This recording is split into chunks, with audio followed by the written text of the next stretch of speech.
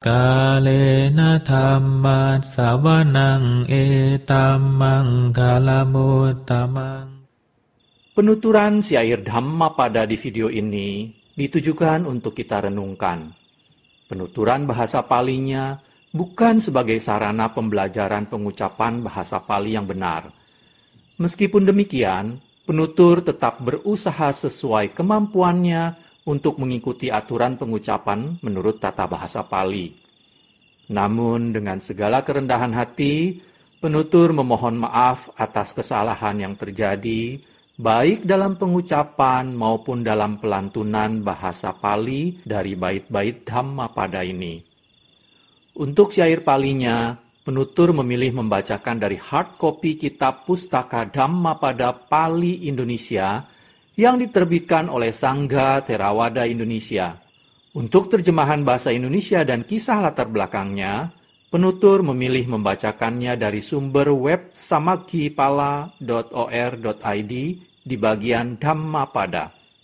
Semoga syair Pali Dhammapada beserta arti dan kisah latar belakangnya ini dapat kita renungkan sehingga membawa manfaat kebijaksanaan bagi kita semua.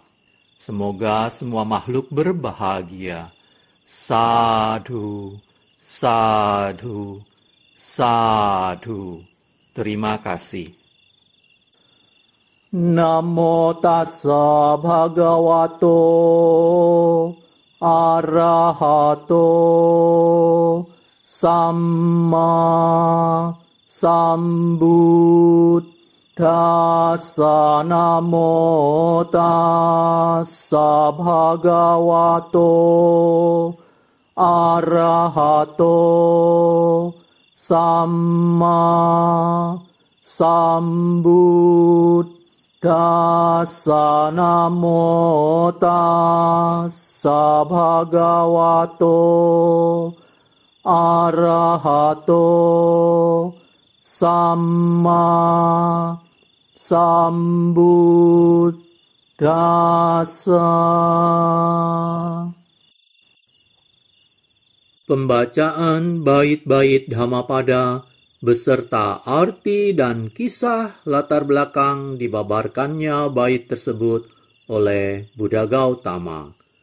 Brahmana Wagga, kelompok bait tentang Brahmana. Bait 391. Yasakayena wacaya manasanati dukkatang sangwutang tihitanehi tamahang brumi brahmanang.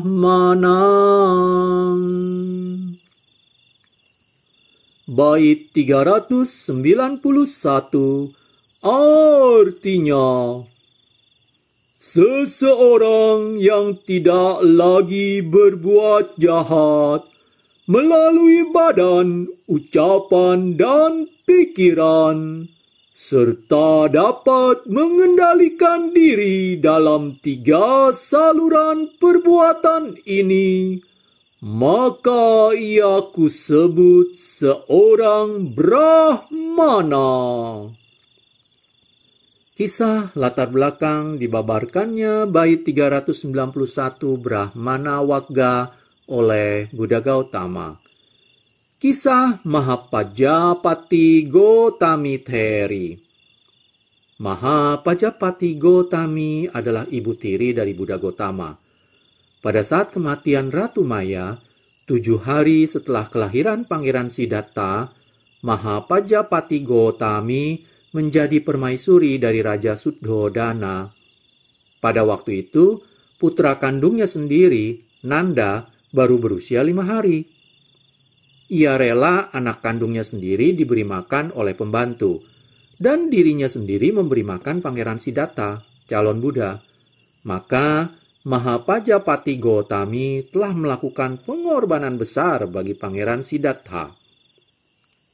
Ketika Pangeran Siddhartha berkunjung ke Kapilawatu setelah mencapai kebuddhaan, Mahapajapati Gotami datang menemui Sang Buddha dan mohon agar kaum wanita juga diizinkan untuk memasuki pasamuan bikuni.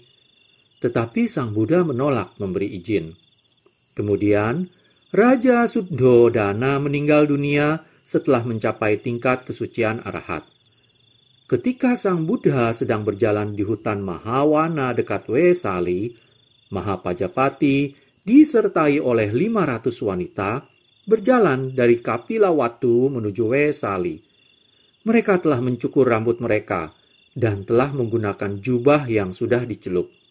Di sana, untuk kedua kalinya, Mahapajapati memohon kepada Sang Buddha untuk menerima kaum wanita ke dalam pasamuan bikuni. Yang Arya Ananda juga mendukung kehendak para wanita tersebut. Akhirnya, Sang Buddha memenuhi kehendak itu dengan syarat bahwa Mahapajapati hendaknya mematuhi 8 syarat khusus atau Garudhamma. Mahapajapati bersedia mematuhi Garudhamma tersebut seperti yang diharapkan Sang Buddha. Kemudian, beliau menerima kaum wanita ke dalam pasamuan bikuni. Mahapajapati adalah wanita yang pertama kali diterima dalam pasamuan bikuni. Wanita yang lain diterima ke dalam pasamuan setelah Mahapajapati oleh para biku sesuai peraturan yang telah diajarkan Sang Buddha. Setelah berlangsungnya waktu, terpikir oleh beberapa bikuni bahwa Mahapajapati Gotami telah tidak sah diterima sebagai seorang bikuni karena tidak mempunyai seorang pembimbing. Oleh karena itu, Mahapajapati bukanlah seorang bikuni yang sesungguhnya. Berdasarkan pemikiran yang demikian, mereka berhenti melakukan upacara uposata dan upacara wasa atau pawarana bersama Mahapajapati Gotami. Mereka pergi menemui Sang Buddha dan mengajukan permasalahan bahwa Mahapajapati Gotami telah tidak dengan sah diterima dalam pasamuan bikuni karena ia tidak mempunyai pembimbing. Kepada mereka, Sang Buddha menjawab, "Mengapa kalian berkata demikian? Saya sendiri memberikan 8 kewajiban khusus Garudhamma kepada Mahapajapati. Dan ia telah memahami serta melakukan Garudhamma seperti yang kuharapkan. Saya sendiri pembimbingnya dan adalah salah jika kalian mengatakan bahwa ia tidak mempunyai seorang pembimbing. Kalian hendaknya tidak meragukan apapun yang dilakukan oleh seorang arahat." Kemudian, Sang Buddha membabarkan bait 391 berikut. "Seseorang yang tidak lagi berbuat jahat melalui badan, ucapan, dan pikiran, serta dapat mengendalikan diri dalam 3 saluran perbuatan ini, maka ia kusebut seorang Brahmana." Kalena dhammat savanang etam mangkala muttamang